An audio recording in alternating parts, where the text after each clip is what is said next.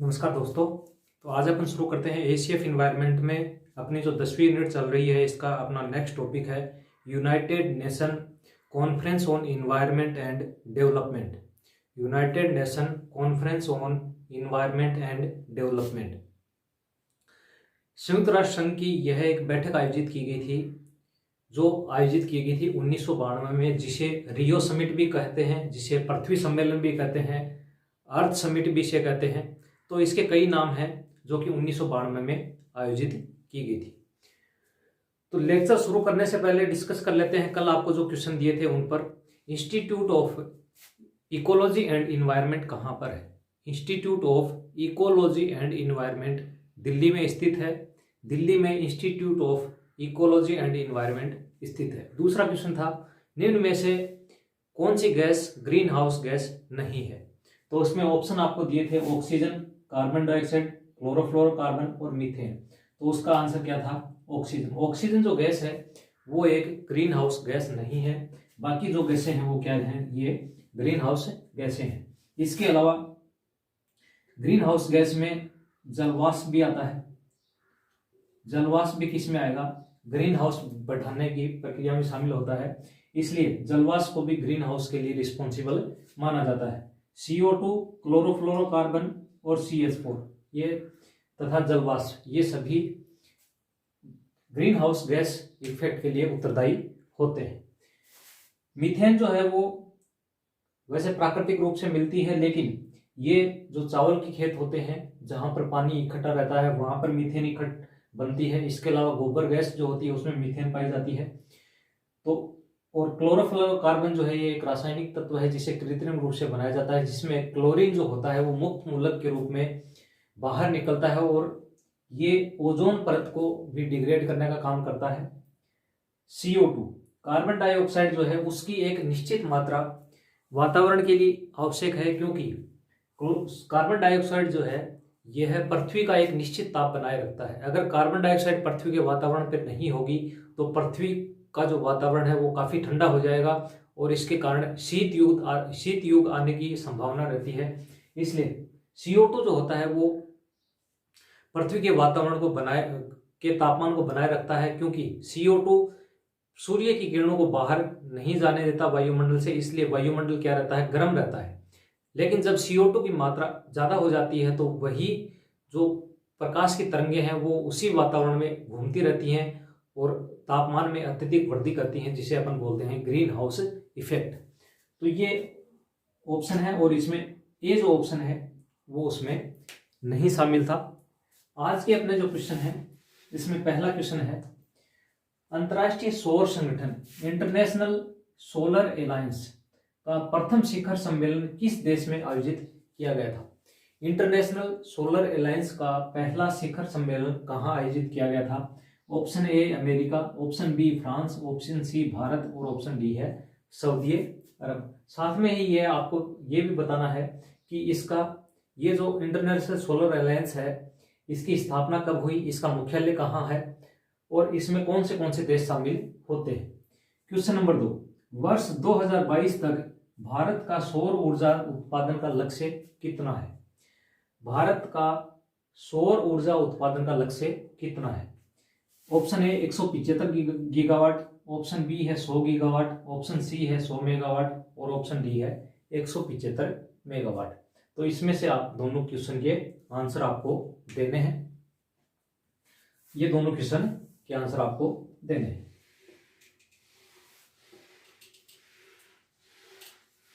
अब शुरू करते हैं अपना topic United nation conference on environment and development.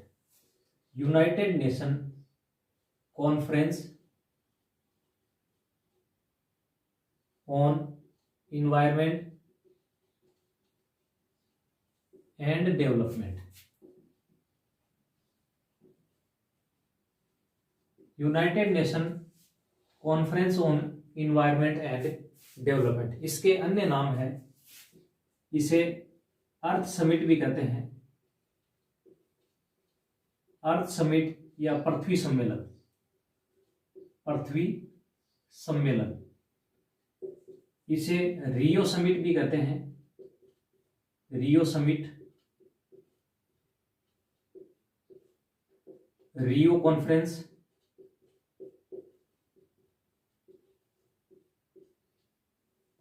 ये इसके अन्य नाम है। आयोजन इसका किया गया था 1992 में, जो कि आपके 3 से 14 जून, आयोजन 3 से 14 जून 1992 में इसका आयोजन किया गया। और आयोजन स्थल था Rio de Janeiro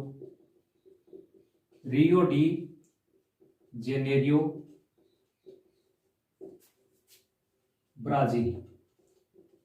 Rio de Janeiro में इसका आयोजन किया गया, इसलिए इसको रियो समिट भी कहा जाता है। इसे अर्थ समिट भी कहते हैं, पृथ्वी सम्मेलन भी इसको कहते हैं, ये इसके अन्य नाम है। आयोजन इसका 3 से 14 जून 1992 को किया गया। 3 से 14 जून 1992 को इसलिए किया गया क्योंकि जो United nation conference on human environment जो आयोजित किया गया था, जिसे अपन स्टॉकहोम सम्मेलन भी कहते हैं, जिसको अपन ने पहले पढ़ लिया है, इसको स्टॉकहोम सम्मेलन भी कहते हैं। ये जो सम्मेलन है स्टॉकहोम सम्मेलन आयोजित किया गया था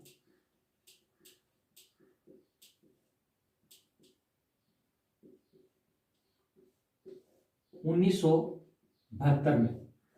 1972 में पर्यावरण पर पहला सम्मेलन आयोजित हुआ था, जो कि स्टॉकहोम में आयोजित हुआ था, इसलिए इसको स्टॉकहोम सम्मेलन भी कहते हैं, जो अपने कल क्लास में देखा था। तो ये जो स्टॉकहोम सम्मेलन है, इसके 20 साल पूरे होने के कारण, इसके 20 वर्ष पूरे होने पर एक सम्मेलन आयोजित किया गया, जिसे बोलते हैं अर्थ समिट या पृथ्वी सम्मेलन। कहां पर आयोजित हुआ? रियो डी जेनेरियो ब्राजील में आयोजित किया गया। क्यों आयोजित किया गया? ताकि पर्यावरण और जो विकास व्यक्ति करता है उसमें किस प्रकार सामंजस्य बिठाया जा सके, इसलिए ये कॉन्फ्रेंस आयोजित की गई और इसको अर्थ समिट कहा जाता है। ये जो अर्थ समिट है या फिर जो रियो कॉन्फ्रेंस है, इस रियो कॉन्फ्रेंस में एक दस्तावेज जारी किया गया, जिसमें कई 5-6 जो इसके मुख्य बिंदु हैं, जैसे आपके इसमें यूएनएफसीसी का गठन किया गया इसके अंतर्गत ही। इसके अलावा इसमें वन सिद्धांत दिया गया, कॉन्फ्रेंस टू कॉम्बैट डेजर्टिफिकेशन इसमें लागू किया गया, कॉन्फ्रेंस ऑन बायोलॉजिकल डाइवर्सिटी इसमें लागू किया गया, एजेंडा 21 इसमें दिया गया। तो इसमें 5-6 बिंदु हैं जो अपने को ध्यान रहने चाहिए।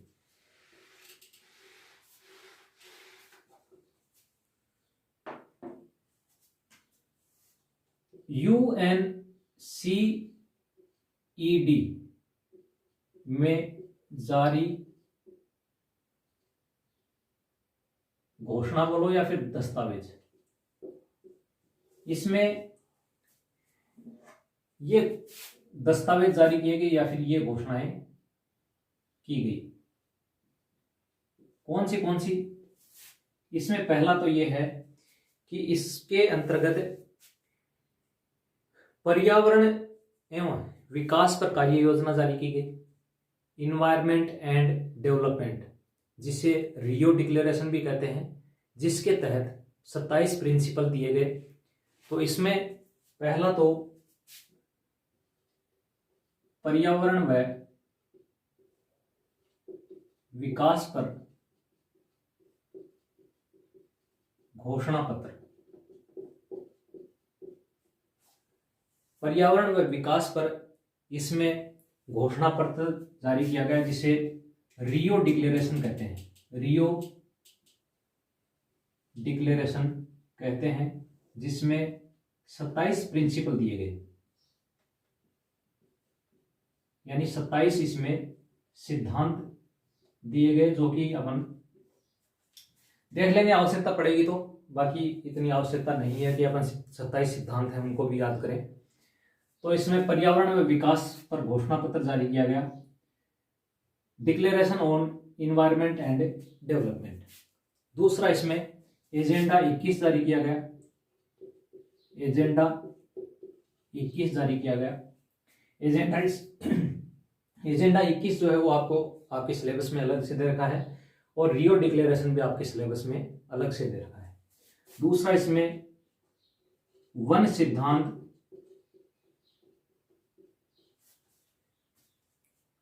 फॉरेस्ट प्रिंसिपल दिए गए, forest principal.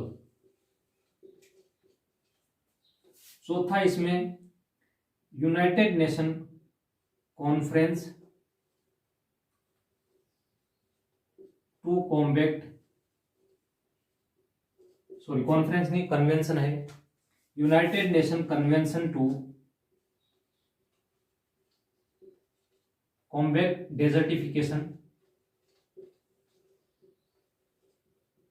United nation conference to combat desertification, UNFCCC, united conference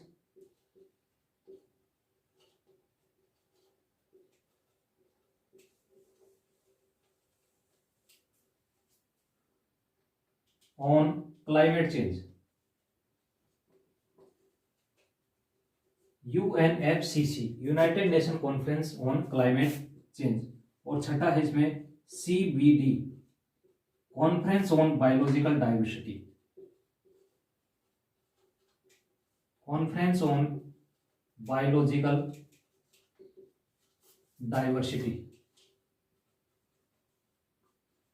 ये 6 मुख्य बिंदु इसमें दिए गए, ये दस्तावेज इसमें जारी किया गया। पर्यावरण व विकास पर घोषणा पत्र, declaration on environment and development, agenda 21, forest principle या फिर वन सिद्धांत, united nation convention to combat desertification, UNFCC, united nation conference on climate change, CBD, conference on biological diversity. ये अपन ने पढ़ा हुआ है कॉम्बैट डेजर्टिफिकेशन, जब अपन ने डेजर्टिफिकेशन पढ़ा था उसी समय अपन ने इसको देख लिया था। यूनाइटेड नेशन कॉन्फ्रेंस, तो कॉन्फ्रेंस ऑन क्लाइमेट चेंज यानी जलवायु परिवर्तन पर यह कॉन्फ्रेंस फिर प्रतिवर्ष आयोजित की जाने लगी। CBD, conference on biological diversity, जैव विविधता पर अभिसम्मेलन। कॉन्फ्रेंस, ये कॉन्फ्रेंस नहीं है ये दोनों, ये क्या है, कन्वेंशन, कन्वेंशन।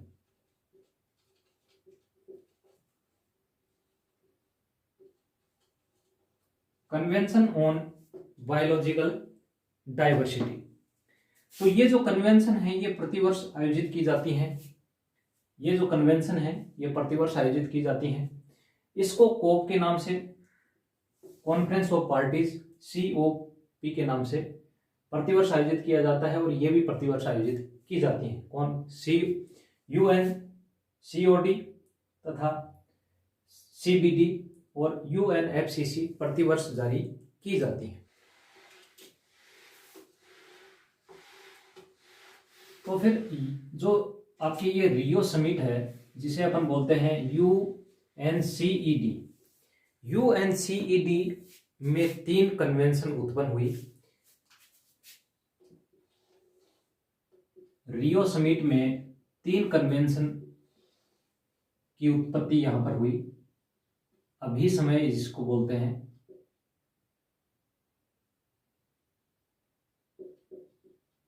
कन्वेंशन। पहला है आपके UNFCCC, united nation framework convention on climate change, united nation framework convention on climate change.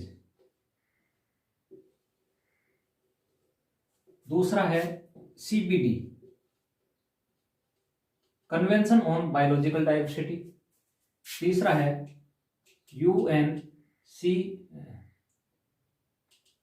United nation convention on convention to combat desertification,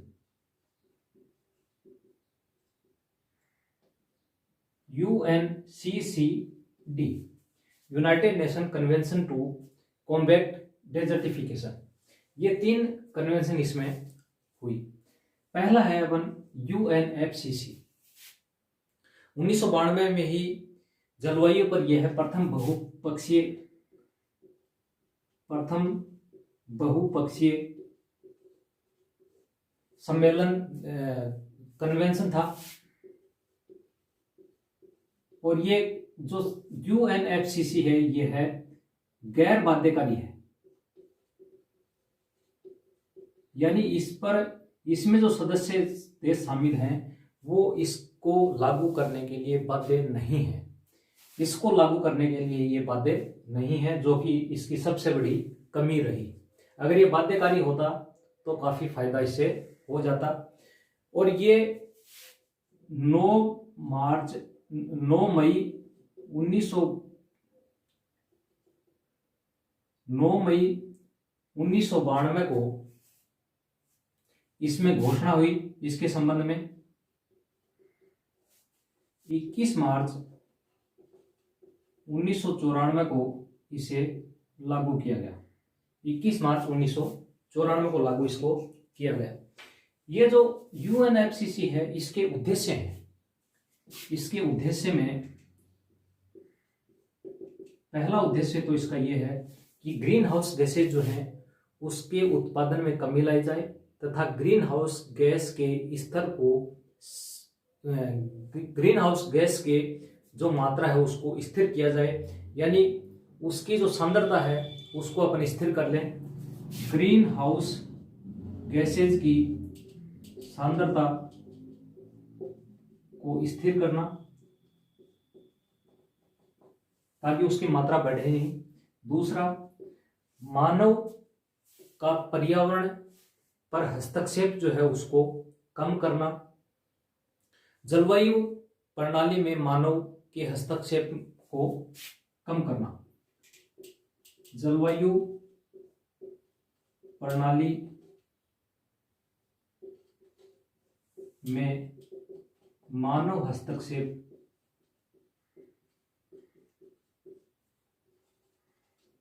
कम करना, ये इसके 2 मुख्य उद्देश्य हैं। और ये उद्देश्य में ग्रीन हाउस गैस की स्थिरता को, सांद्रता को स्थिर करना, ये इसके लक्ष्य हैं। जो कोप हैं आगे अपन जिनको अपन डिटेल में पढ़ेंगे तो उसमें अपन ये देखेंगे कि किस कॉन्फ्रेंस में UN जो आपके CO2 जो है उसकी सांद्रता को कम करने की बात कहेगी। तो ये आगे जो सम्मेलन आएंगे जो कोप के नाम से है, कॉन्फ्रेंस ऑफ पार्टीज, तो उसमें अपन देख लेंगे।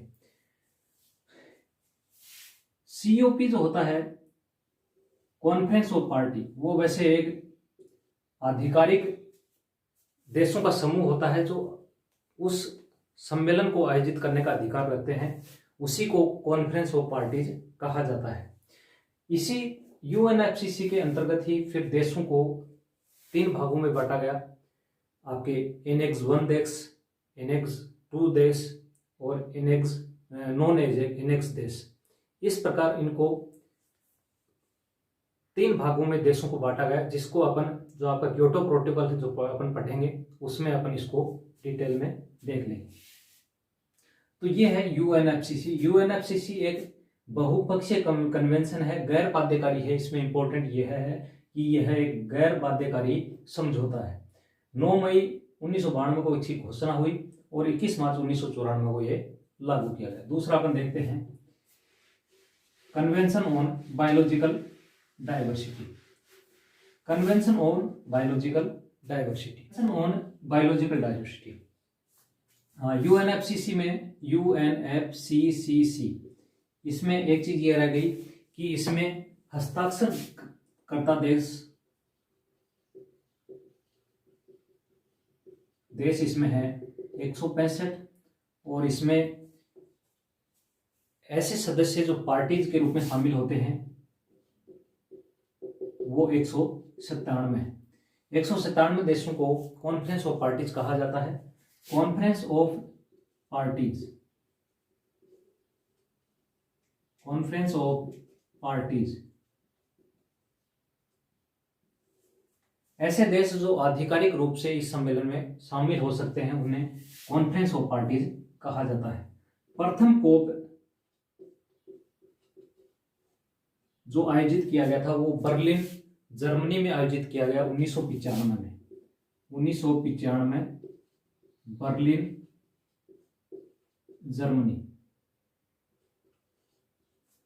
और कोप 25 जो हाल ही में आयोजित किया गया है, कोप 25 जो हाल ही में आयोजित किया गया है, ये मैड्रिड स्पेन में आयोजित किया गया है, जो कि पहले चिली में आयोजित होना था, लेकिन वहां पर विरोध के कारण उसको पूर्व में चिली में आयोजित होना था, लेकिन यहां पर विरोध, स्थानीय लोगों के विरोध के कारण इसको मैड्रिड स्पेन में आयोजित किया गया। तो कोप 25 जो है वो मैड्रिड स्पेन में आयोजित किया गया। प्रथम कोप जो है बर्लिन जर्मनी में आयोजित किया गया। अब अपन देखते हैं conference on biological diversity, convention on biological diversity, convention on biological convention on biodiversity, convention on biodiversity. इसमें हस्ताक्षर हुए थे रियो समिट में ही, ये इस पर हस्ताक्षर हुए। लेकिन सीपीडी जो लागू हुआ ये प्रभावी आपके होता है 29 दिसंबर 1993 से। 29 दिसंबर 1993 से सीपीडी प्रभावी हुआ और इसी दिन से सीपीडी जो है वो प्रभाव में आया। सीपीडी जो है इसकी पार्टीज में 195 देश शामिल हैं और साथ में यूरोपीय यूनियन भी इसमें शामिल है। 195 देश प्लस यूरोपीय यूनियन। सीपीडी का उद्देश्य है जैव विविधता का संरक्षण करना, जैव विविधता का संरक्षण करना सीपीडी का मुख्य उद्देश्य है, तथा धारणीय विकास करना, धारणीय विकास करना और संसाधनों का धारणीय उपयोग करना सीपीडी का मुख्य लक्ष्य है। इसका सचिवालय है Madrid Canada, Madrid Canada, Madrid Canada में सीपीडी का सचिवालय है। सीपीडी जो है इसके 3 गोल हैं। कन्वेंशन ऑन बायोलॉजिकल डाइवर्सिटी के 3 गोल हैं। अपन ने पढ़ा जो रियो समिट 1992 में जारी की, उसमें पहला जो कन्वेंशन थी यूएनएफसीसी, दूसरा थी सीबीडी। सीबीडी जो है उस पर लागू कब किया गया 29 दिसंबर 1993 को। पार्टीज इसमें क्या है 195 देश हैं और यूरोपीय यूनियन इसमें शामिल है। सचिवालय इसका कहाँ पर है? मैड्रिड कनाडा में। इसके 3 लक्ष्य हैं, सीबीडी के 3 लक्ष्य हैं।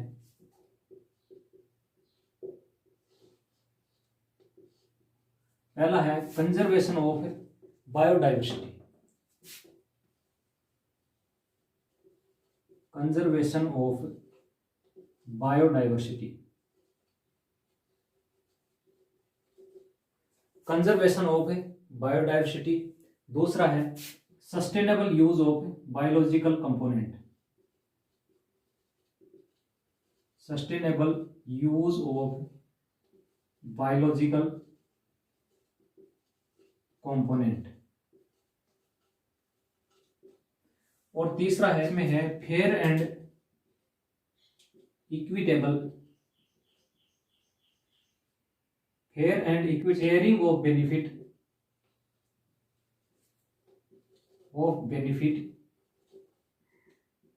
arising from biological resources, ये 3 इसके लक्ष्य हैं। पहला से लक्ष्य है कंजर्वेशन ऑफ बायोडाइवर्सिटी, जैव विविधता का संरक्षण करना, पहला लक्ष्य। दूसरा है sustainable use of biological component, जो जैविक संसाधन है उनका धारणीय उपयोग किया जाए।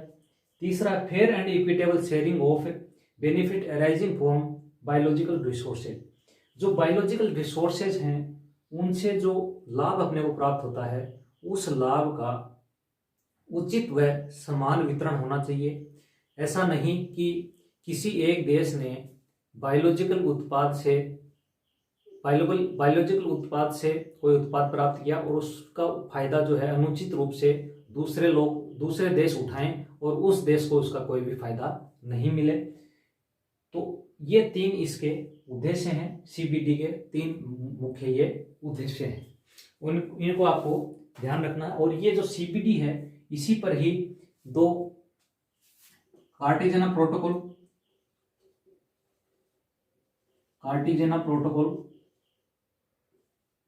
और निगोया प्रोटोकॉल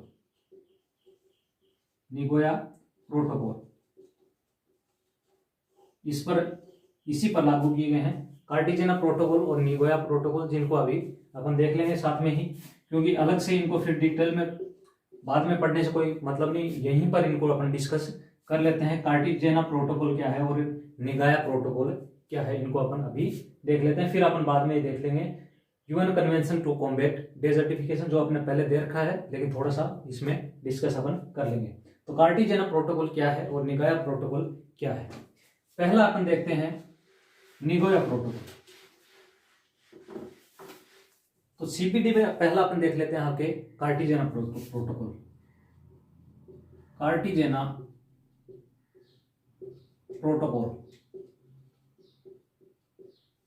प्रोटोकॉल जो है ये आपके 29 जुलाई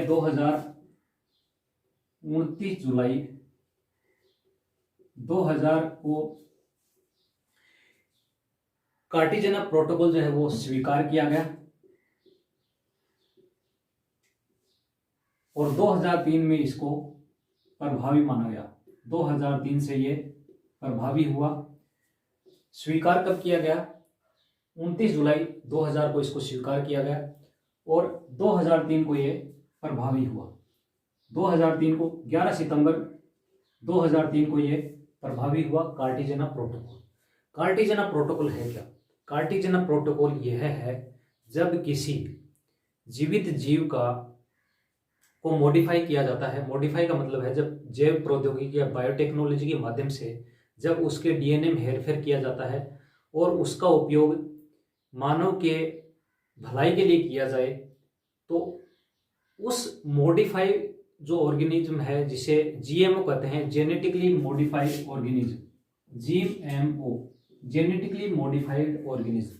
ये जेनेटिकली मॉडिफाइड ऑर्गेनिज्म हो सकता है कि ये पर्यावरण को भी नुकसान पहुंचा दे, इसलिए कार्टेजेना प्रोटोकॉल लाया गया। इस प्रोटोकॉल में यह कहा गया कि जो आनुवंशिक रूप से जो जीव मॉडिफाई किए गए हैं उन जीवों के कारण अगर पर्यावरण को कोई प्रभाव पड़ता है तो समस्त देश, जिस देश में प्रभाव पड़ेगा वो सदस्य देशों को इसकी सूचना पहुंचाएगा। इसका उद्देश्य यही है। इसका उद्देश्य है आनुवंशिक रूप से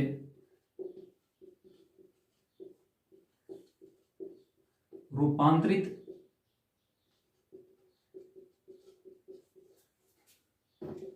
जीवों के कारण अगर जैव विविधता पर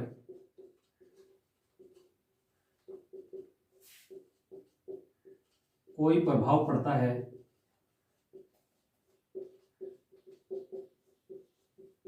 तो सदस्य देश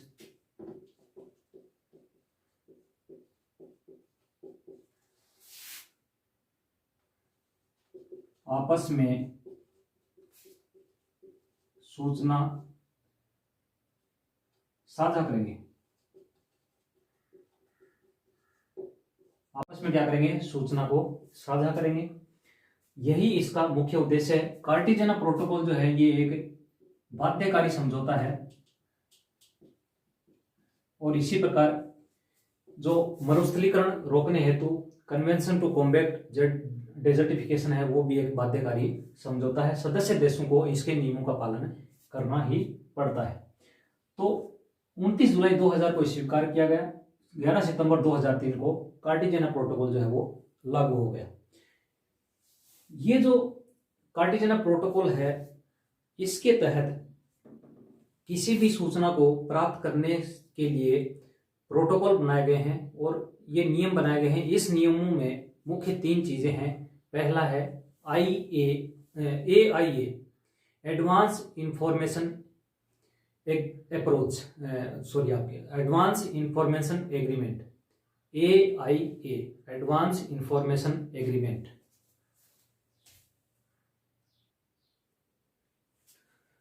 दूसरा इसमें है प्रिकॉशनरी अप्रोच और तीसरा इसमें है biosafety clearing house establishment, biosafety clearing house establishment. ये 3 इसमें अप्रोच अपनाई जाती हैं। प्रोसीजर AI प्रोसीजर का मतलब है एडवांस इंफॉर्मेशन एग्रीमेंट।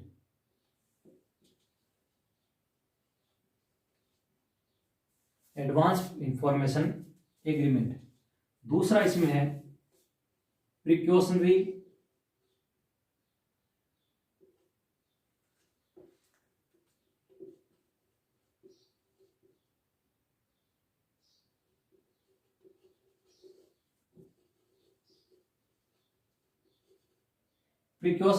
अप्रोच और तीसरा है बायोसेफ्टी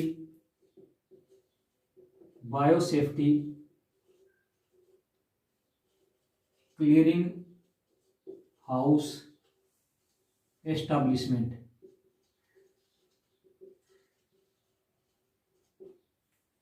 अब ये तीनों क्या चीज है ये अपन देख लेते हैं।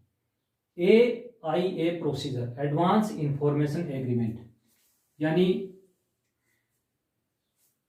इंफॉर्मेशन सूचना जो है वो एडवांस में ही दे दी जाएगी देशों को। अगर किसी देश में जेनेटिकली मॉडिफाइड ऑर्गेनिज्म के कारण जैव विविधता पर कोई प्रभाव पड़ता है तो उसके लिए एडवांस में ही वो है सूचना अन्य देशों को दे देता है।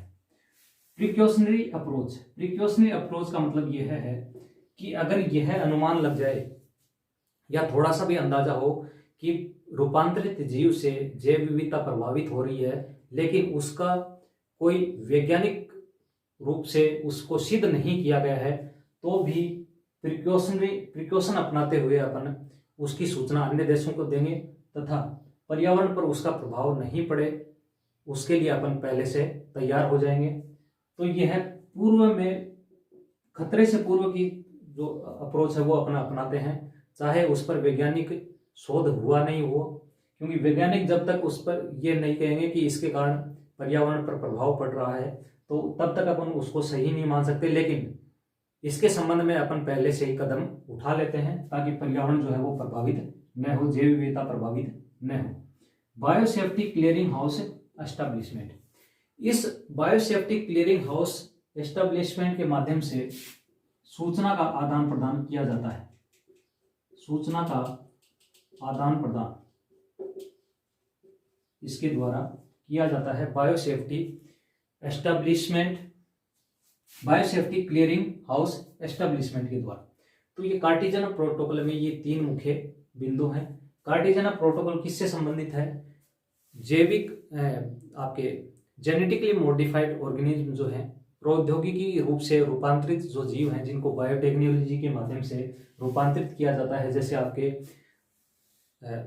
बीटी ब्रिंजल है, बीटी कॉटन है, बीटी सरसों है, इसके अलावा जो पोमेटो है या फिर कुछ अन्य जीव जिनका निर्माण हाल ही में किया गया है।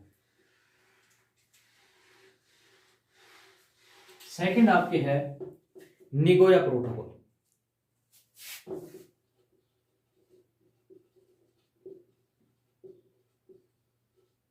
निगोया प्रोटोकॉल।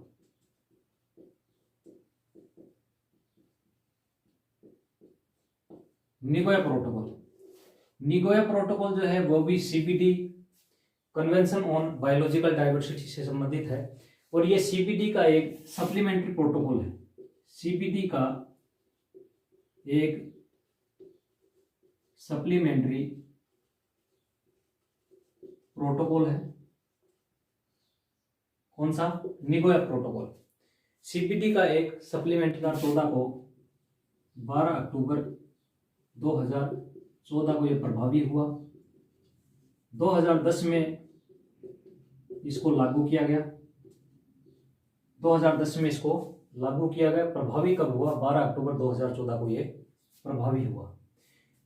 निगोया प्रोटोकॉल जो है इसका मुख्य उद्देश्य यही है, इसका उद्देश्य है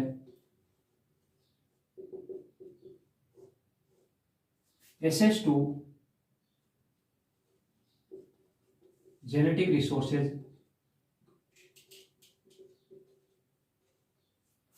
access to genetic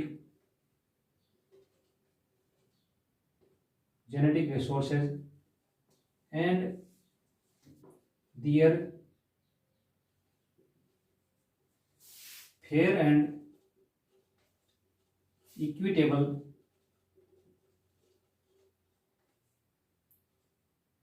use arising from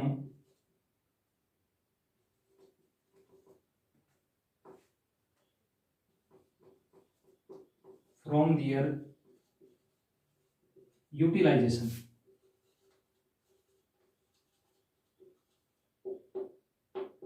Access to genetic resources and their fair and equitable use arising from their utilization. इसका मतलब ये है कि जो अपन जेनेटिक रिसोर्स काम में ले रहे हैं उनका जब अपन उपयोग करते हैं तो उसका फेयर और इक्वल डिस्ट्रीब्यूशन हो, यानी उसका उचित वितरण हो सके।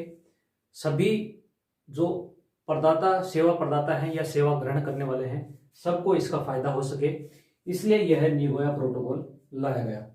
और इसमें 97 देश जो हैं वो इसके सदस्य हैं। 97 देश इसके सदस्य हैं, यानी पार्टीज हैं, जिसमें 96 देश और एक यूरोपीय यूनियन है इसमें शामिल। तो ये इसके सदस्य हैं। इस प्रोटोकॉल के तहत, निगोया जो प्रोटोकॉल है इसके तहत जो जेनेटिक रिसोर्स प्रदाता और जो ग्रहण करता है, यानी जो genetic resource provider, genetic resource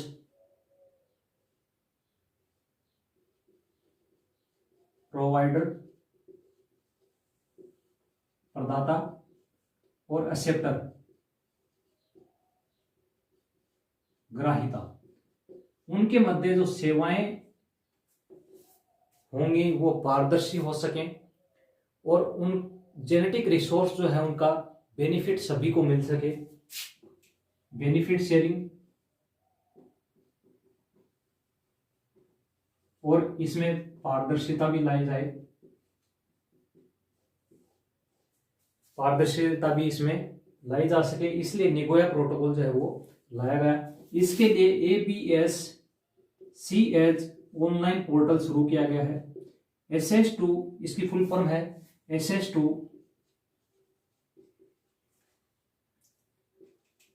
biological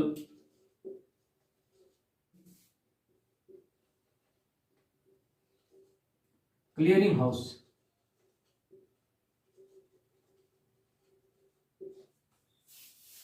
जिस प्रकार अपन ने कार्टिजेना प्रोटोकॉल में देखा कि उसमें क्लियरिंग हाउस है, इसमें भी ABS-CH SS2 biological sharing clearing house है, जो कि एक ऑनलाइन पोर्टल है। ये जो पोर्टल है इसमें क्या होता है, जो सदस्य देश होते हैं वो अपनी सूचनाएं पोर्टल पे डालते हैं और उन सूचनाओं को कोई भी देश जो है वो देख सकता है। सूचनाएं ऑनलाइन होती हैं और देशों के मध्य शेयरिंग की जाती है। तो ये कार्टिजेना प्रोटोकॉल एक निगोया प्रोटोकॉल जो है वो सीपीडी के ही भाग हैं, ये आपको ध्यान रखना है। सीपीडी में ही एक आईजी प्रोटोकॉल अपनाया गया और ये जो आपके जो निगोया प्रोटोकॉल है, निगोया प्रोटोकॉल ये कन्वेंशन ऑन बायोलॉजिकल डाइवर्सिटी का जो COP 10 आयोजित हुआ था जापान में, इसी में 2010 में इसको अपनाया गया निगोया प्रोटोकॉल को। Convention of biodiversity conference of party 10 जो आयोजित हुआ था 2010 में जापान में, उसी में इसको अपनाया गया था। आईची लक्ष्य, आईची टारगेट, आईची टारगेट जो है ये भी conference on biological diversity COP 10 Japan में ही स्वीकार किए गए। COP 10 CBD CBD conference on biological diversity, conference on biological diversity Japan में इनको अपनाया गया आईची टारगेट को। आईची टारगेट स्ट्रेटेजिक प्लान है जिसके तहत जैव विविधता को बनाए रखा जाएगा और ये एक लघु अवधि प्लान है जो कि 2011 से 2020 के मध्य अपनाया जाना था। उद्देश्य क्या है आईची टारगेट का? जैव विविधता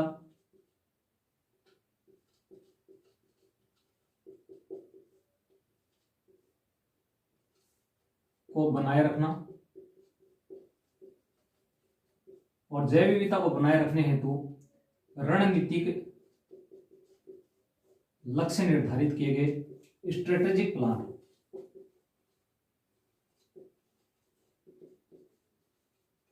स्ट्रेटेजिक प्लान इसके लिए तैयार किए गए और ये प्लान जो थे ये लघु अवधि हेतु लागू किए गए। 2011 से 2020 के मध्य इनको लागू किया जाना था आईची टारगेट को। और आईची टारगेट में 20 लक्ष्य निर्धारित किए गए, 20 लक्ष्य निर्धारित किए गए बायोलॉजिकल डाइवर्सिटी को बनाए रखने हेतु। तो आईची लक्ष्य जो है इसमें आपको पहला तो ये याद रखना है इसकी इसमें 20 लक्ष्य जो हैं वो निर्धारित किए गए। एक रणनीतिक प्लान तैयार किया गया ताकि जैव विविधता का संरक्षण हो सके। जापान में इसको आयोजित किया गया, जापान में ये अपनाए गए और conference of party convention to biological diversity में इन 2010 में इनको अपनाया गया। इसी प्रकार राष्ट्रीय स्तर पर भी नेशनल बायोडाइवर्सिटी टारगेट अपनाए गए जो कि ministry of environment, forest and climate change के द्वारा अपनाए गए।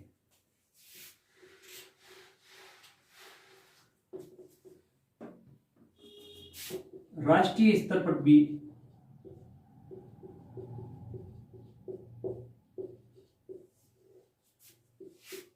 National biodiversity strategic action plan तैयार किए गए NBSAP, जिसे नेशनल एक्शन प्लान भी कहते हैं। National biological diversity target NBT, national biological target.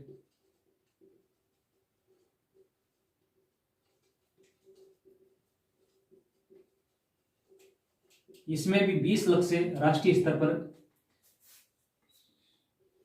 निर्धारित किए गए और ministry of environment, forest and climate change के द्वारा यह तैयार किए गए।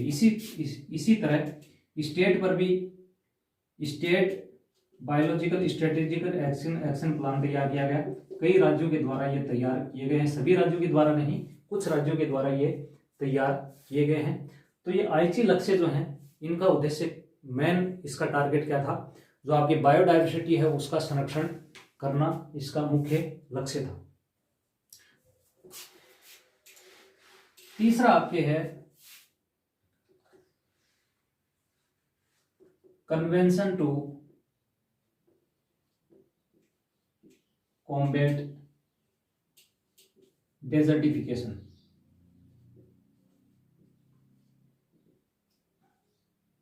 UNCCD, united nation convention to combat desertification.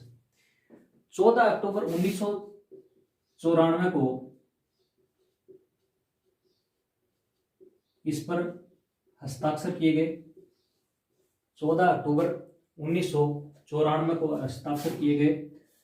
26 दिसंबर 1996 को ये लागू किया गया, कन्वेंशन टू कॉम्बैट डेजर्टिफिकेशन। इसमें सदस्य देश जो हैं वो 197 है। 197 देशों ने इसको अपनाया है। UNCCD का जो मुख्यालय है, जो सचिवालय है, वो है बोन, जर्मनी में। बोन, जर्मनी में इसका मुख्यालय है। इसका उद्देश्य क्या है? इसका उद्देश्य है मरुस्थलीकरण को रोकना ही उसका उद्देश्य है। मरुस्थलीकरण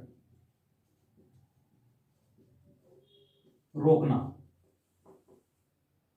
मरुस्थलीकरण रोकना इसका मुख्य उद्देश्य है। COP1 जो है, COP1 ऑन CCD, ये पहला आपके बर्लिन में आयोजित किया गया। 1997 में। और अभी जो लेटेस्ट हुआ है COP14 आयोजित किया गया है दिल्ली में, भारत। तो ये आपके है रियो समिट, जिसे पृथ्वी समिट भी कहते हैं। इसमें ये मुख्य मुख्य चीजें थी। हालांकि आपन ने कई चीजें जो हैं वो डिटेल में पढ़ी हैं, लेकिन ये पढ़नी आवश्यक है। सिलेबस के वैसे टॉपिक में नहीं दे रखा, लेकिन अंदरूनी भाग में ये टॉपिक इसमें शामिल होते हैं, जो कि अपने को सम्मिलित करने थे।